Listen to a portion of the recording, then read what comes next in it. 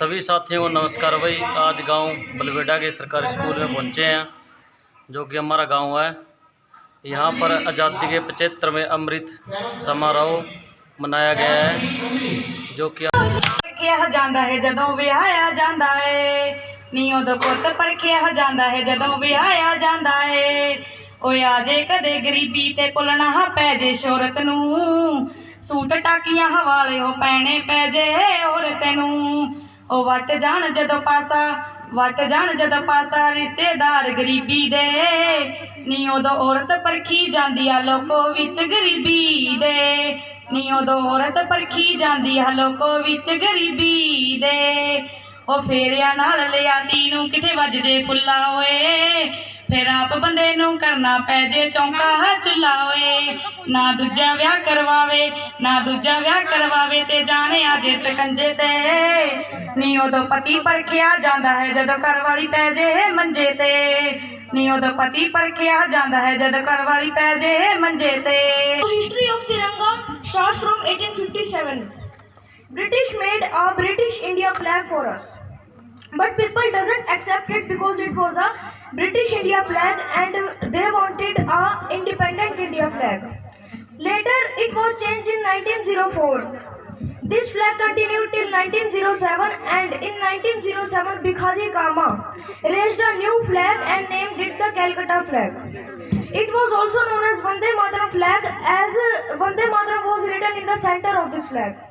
After in 1916 Pingali Venkaiah studied 30 flags of different countries and made a new flag for India. This flag was adopted by N.C. Basant and Bal Gangadhar Tilak for Indian Home Rule movement. Later, in 1921, a new flag was adopted by National Congress of India and it was officially adopted. कोई धन है क्या तेरी धूल से भड़के, तेरी धूप से रोशन, तेरी हवा पे जिंदा। तू बाग है मेरा, मैं तेरा परिंदा। है अर्जी दीवाने की जहाँ भोर सुहानी देखी, एक रोज वही मेरी शाम हो। कभी याद करे जो जमाना, माटी पे मर मिट जाना, जिक्र में शामिल मेरा नाम हो देश मेरे तेरी शान पे सदके। कोई धन है क्या तेरी धूल से बढ़के, तेरी धूप से रोशन, तेरी हवा में जिंदा। तू बाग है मेरा, मैं तेरा परिंदा। पर बैठे हैं, हरियाणा सरकार ने एक स्कीम शुरू की हुई है NMMS। 8वीं कक्षा जो बच्चा पास करता है और 8वीं कक्षा के लेवल पर जाकर उसको एक टेस्ट देना होता है, जो ऑल हरियाणा के अंदर एक टेस्ट होता है, उसको NMMS बोलते हैं। और जो बच्चा वो पास कर लेता है, उस बच्चे को 9वीं कक्षा से 12वीं कक्षा तक प्रत्येक महीने 1000 रुपए की छात्रवृत्ति मिलती है। यानी कि 4 साल का मतलब 48 महीने का मतलब 48,000 रुपए हरियाणा सरकार उस बच्चे को देती है। और बड़ी खुशी की बात है कि मेरे अपने इस विद्यालय से, इस गांव के विद्यालय से 5 बच्चों ने उस परीक्षा को पास किया। 5 बच्चों ने NMMS पास किया है। जल्दी दौड़ता है, बुराई को बहुत जल्दी पकड़ता है, और ये नन्हे मुन्ने जो हैं, इनको अच्छाई बुराई का ज्ञान ही नहीं है कि हम क्या देख रहे हैं, क्या पढ़ रहे हैं। तो ये हमारी ड्यूटी बनती है माँ बाप की। ये माँ बाप की ड्यूटी है कि अपने बच्चे को मोबाइल देते हैं, उसका ध्यान रखें कि वो रात को मोबाइल जब चलाता है 12-12 बजे तक, तो 12 बजे तक कौन सी पढ़ाई करता है भाई, क्या करता है।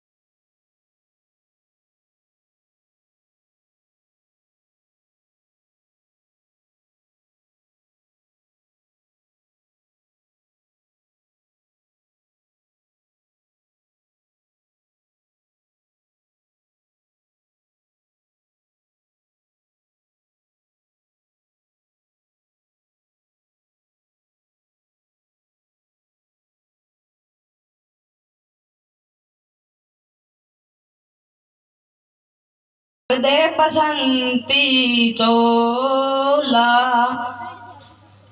ये वो चोला है कि जिसमें रंग चढ़े ना दूजा, ये वो चोला है कि जिसमें रंग चढ़े ना दूजा।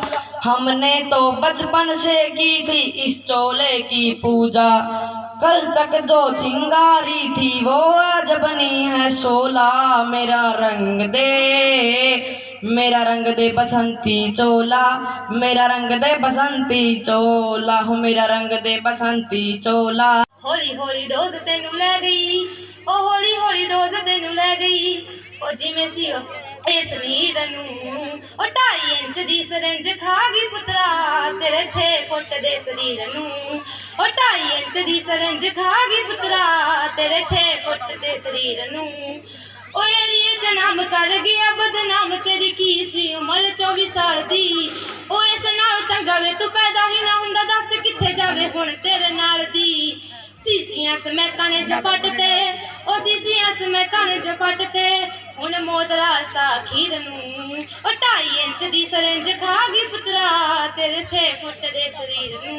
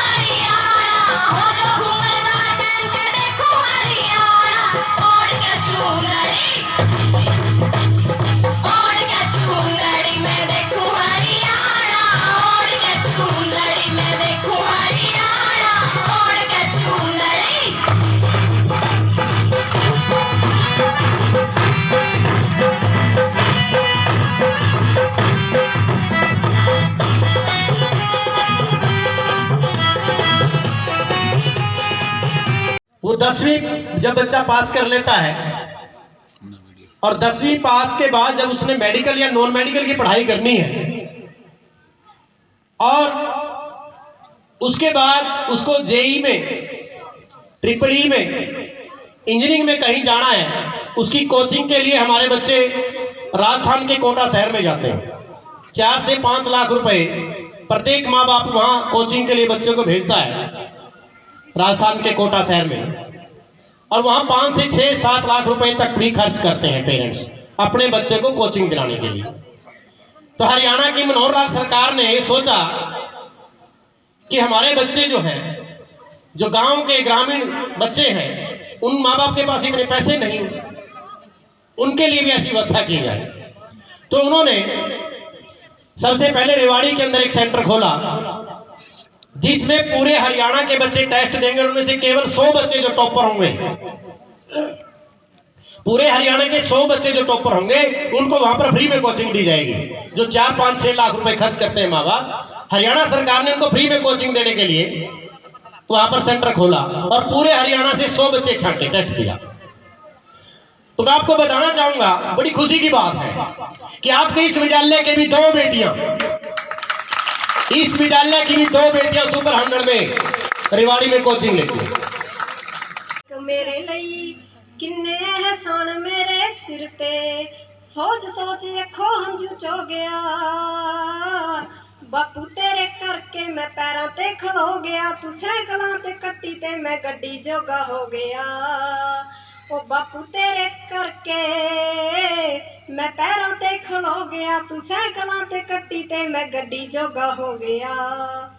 सच्चे आखा मेरी तां औकात नी कि जिन्ना किता देवां तैनू मोड़ के, मैं मंगदा हां तेरी तंदरुस्ती, सच्चे रब्बे अगे दोवें हाथ जोड़ के, मैं मंगदा हां तेरी तंदरुस्ती, सच्चे रब्बे अगे दोवें हाथ जोड़ के, ਮੇਰੇ ਹਿੱਸੇ ਦੇ ਵੀ ਦੁੱਖ ਸਿਰਾਂ ਨਾਲ ਸਹਿੰਦਾ ਆਪਣੇ ਜੋ ਦਿਲਾਂ 'ਚ ਲੁਕੋ ਗਿਆ ਬਾਪੂ ਤੇਰੇ ਕਰਕੇ ਮੈਂ ਪੈਰਾਂ ਤੇ ਖਲੋ ਗਿਆ ਤੂੰ ਸਾਈਕਲਾਂ ते कट्टी ते मैं गड्डी जोगा हो गया।